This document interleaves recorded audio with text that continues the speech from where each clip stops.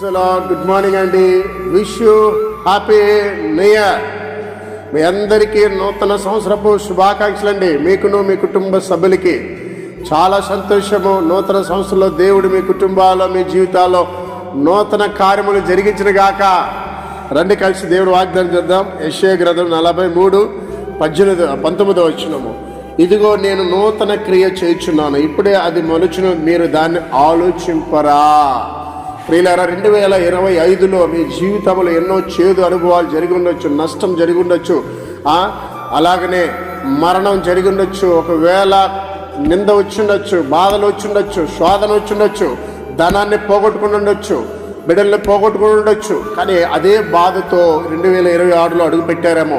ఒకవేళ 2026 కూడా నాకు 25 లాగానే ఉంటుందని అనుకుంటున్నారేమో. కానీ ప్రియులారా, నా దేవుడు నీకు వాగ్దానం చేస్తున్నాడు. ఉదయకాలం నా నూతన సంవత్సరంలో పరిశుద్ధాత్మనిచ్చిన వాగ్దానం ఏంటంటే, అది మర్చిపోండి.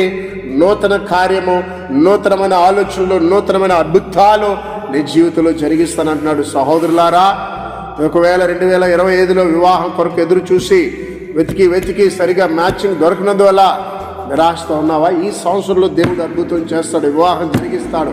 ఒకవేళ ఇల్లు కడుతూ ఆగిపోయిందా, నిర్మాణం ఆగిపోయిందా, దేవుడి నూతన సంవత్సరాలు అద్భుతం చేసి ఇల్లు నిర్మాణం పూర్తి చేస్తాడండి. ఒకవేళ 2025లో నీవు నీ భర్తని పోగొట్టుకుని నిరాశతో ఉన్నావా? ఖచ్చితంగా ఈ సంవత్సరంలో దేవుడు నీకు తోడుగా ఉండి నీ పిల్లల్ని ఆశీర్వదిస్తాడండి. నీ బిడ్డలకు ఒక మంచి ఉద్యోగం ఇస్తాడు. ఒకవేళ ఇదిగో 2025లో ఆర్థికంగా ఇతరులకి ఇచ్చి మోసపోయారా, తప్పకుండా ఈ సంవత్సరంలో అది తిరిగి వచ్చేటట్టుగా దేవుడు చేస్తాడు. కనుక మీరు ఏ విషయంలో బాధపడ్డారో, ఏ విషయంలో కృంగిపోయారో ఆ విషయం నుంచి ప్రభు లేవనెత్తబడుతున్నాడు. భయపడకండి, కలవరపడకండి. మీకోసమే కదా దేవుడు ఈ వాగ్దానం ద్వారా మాట్లాడుతున్నాడు. మిమ్మల్ని ఆయన ప్రేమిస్తున్నాడు. మీరంటే ఆయనకి ఎంత ఇష్టం యేసయ్యకి. కనుక దేవుని ప్రజలారా, విశ్వాసంతోనండి ప్రార్థన చేద్దాం. మహోన్నతుడా, పరిశుద్ధుడ, ఉదయకాల వాగ్దానం బిడ్డలు మీరు ఆశీర్వదించండి. ఈ నూతన సంవత్సరంలో నూతనమైన ఆరోగ్యాన్ని దయచండి అయా ప్రభా. వ్యాపారస్తుల్ని మీరు దీవించండి.